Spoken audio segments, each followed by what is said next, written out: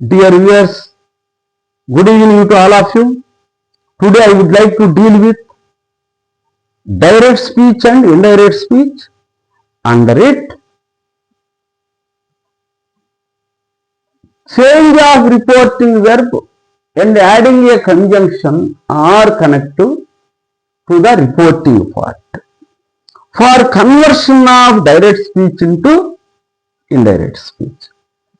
పరీక్షల్లో direct speech ఇచ్చినప్పుడు indirect speech మార్చాలంటే కొన్ని 5 రూల్స్ ఉన్నాయి. వాటిల్లో మొదటి రూల్ని నేను డీల్ చేసుకుంటూ వస్తున్నా. ఈ రిపోర్టింగ్ వెర్బ్ అంటే ఏంటి? ఇంతకుముందు వీడియోలో చెప్పుకున్నా నేను. కొటేషన్స్లో ఉన్నదాన్నేమో రిపోర్టెడ్ పార్ట్ అని, కొటేషన్స్లో లేని దాని రిపోర్టింగ్ పార్ట్ అని, ఆ కొటేషన్స్ లేని ఆ వెర్బ్ని రిపోర్టింగ్ వెర్బ్ అని కూడా అంటారు. ఆ రిపోర్టింగ్ వెర్బ్ ఇలా ఉంటే ఎలా చేయాలా? టైప్ ఆఫ్ సెంటెన్స్ ఉంది, కొటేషన్స్ ఉండే దాన్ని బట్టి ఉంటుంది. ఇది ఎక్స్క్లమేటరీ సెంటెన్స్ గురించి మాట్లాడుతాం. ఎక్స్క్లమేటరీ సెంటెన్స్ అంటే ఏంటి?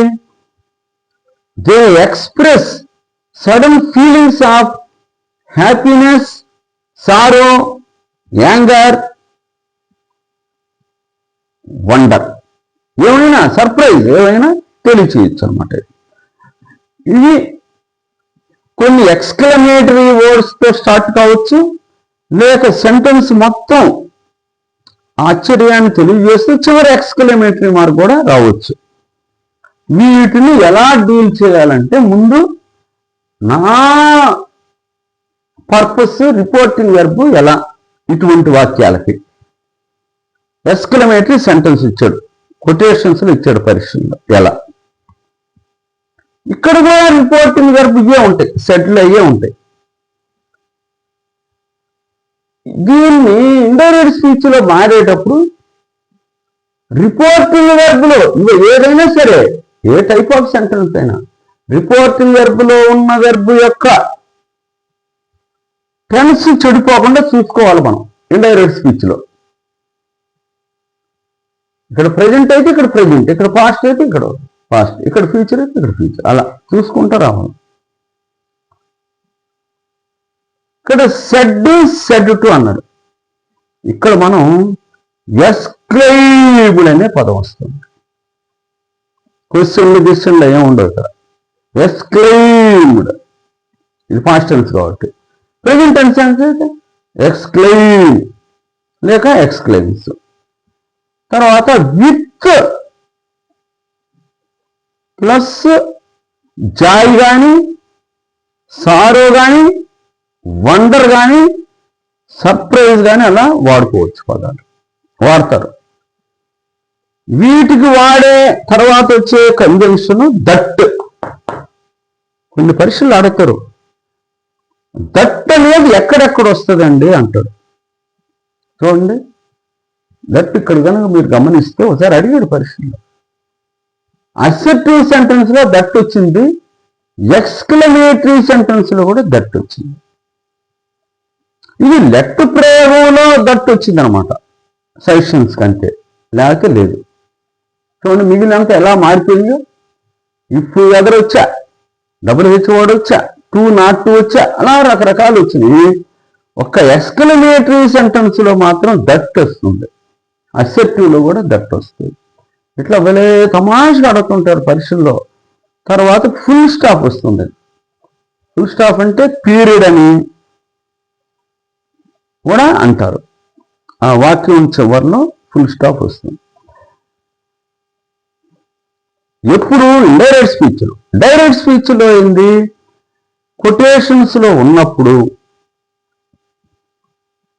ఇటువంటి పదాలు కనుక అయినట్లయితే బ్రేవో, అలాస్, వావ్, హుర్రా లేక హుర్రే, ఇటువంటి పదాలు వస్తే వాడి చివరి ఎక్స్క్లమేటర్ వస్తుంది, తర్వాత వచ్చిన వాక్యానికి ఫుల్ స్టాప్ వస్తుంది. ఇవి రాలేదనుకో ఆ వాక్యం చివరి ఎక్స్క్లమేటరీ మార్క్ వస్తుంది. ఇది కొటేషన్స్ అనమాట.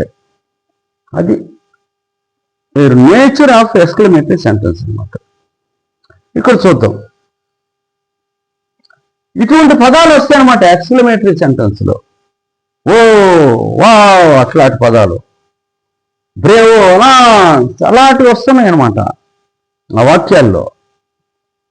అవి రాలేదంటే వాక్యం మొత్తం నేను లాగుతాడు అనమాట. ఇదో what a beautiful building it is, how nice the dress is, అలా చివరిలో ఎక్స్క్లమేటరీ మార్పిస్తాం. అది తర్వాత మన జనరల్ ఒకటి కూడా చూస్తాము. ఇక్కడ నా పర్పస్ ఎక్స్క్లమేటరీ సెంటెన్స్ కనుక కొటేషన్స్లో ఉంటే డైరెక్ట్ స్పీచ్లో, ఇండైరెక్ట్ స్పీచ్లో ఎలా రిపోర్టింగ్ వెర్బ్ను వాడాలి, రిపోర్టింగ్ వెర్బ్ను మార్చాలి అని. ఇక్కడ చూడండి వెర్బులు సెడ్ టు, సే అన్ని ఇచ్చేసారు కదా. ఆ టెన్స్ని మనసులో పెట్టుకొని చేయాలి. ఎక్స్క్లైమ్ అనే పదం వాడుకుంటున్నాడు. చూడండి, he said alas she was no more, direct speech కొటేషన్లో పెట్టండి. అలాస్ తర్వాత ఎక్స్క్లమేటరీ మార్క్ పెట్టాడు, నో మోర్ తర్వాత ఫుల్ స్టాప్ పెట్టాడు. హీ ఎక్స్క్లైమ్డ్ సాడ్లీ అని కానీ విత్ సారో, అలాస్ అంటే పాపం అని. He exclaimed with sorrow that she was no more. With sorrow వద్దనుకుంటే సాడ్లీ అనేదంతా కూడా సర్దిద్దుకోవచ్చు. ఇది అలాస అట్లా తీస్తే.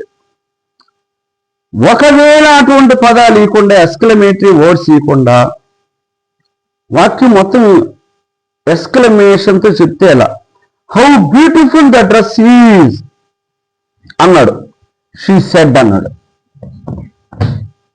How beautiful the dress is quotation పెట్టాడు, she said.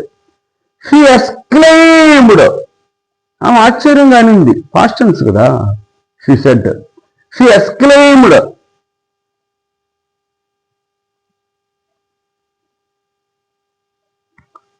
With surprise that the dress was very beautiful.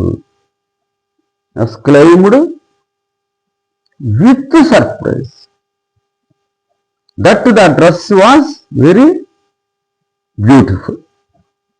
మనం ఇంకా తర్వాత ఎగ్జాంపుల్ బాగా చూస్తాము. ఐడియా అనమాట. ఇక్కడ మన పర్పస్ ఏంటి, ఏమి ఈ ఇండైరెక్ట్ స్పీచ్లో ఎలా వెర్బ్ మారుతుంది అనేది మెయిన్ ఇక్కడ బిజినెస్. అలా చెప్పేసాను. ఎక్స్క్లైమ్డ్ వాడుకోండి.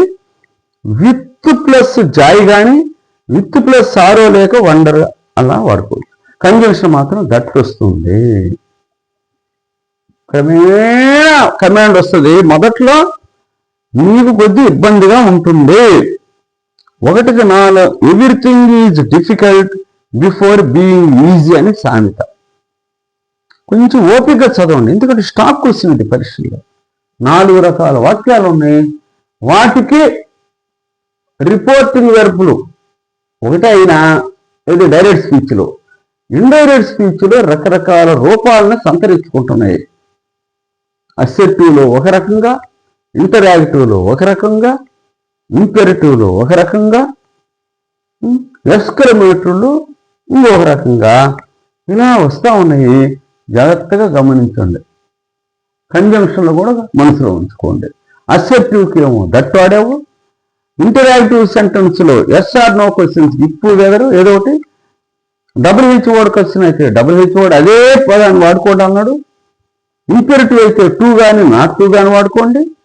ఎక్స్క్లమేటరీ సెంటెన్స్ అయితే దట్ వాడుకోండి. ఇక్కడ లెటర్ ప్రయోగం ఉంటే ఇంపెరిటివ్ సెంటెన్స్ లో మాత్రం దట్ వాడుకుంటాము. Thank you very much for your being with me.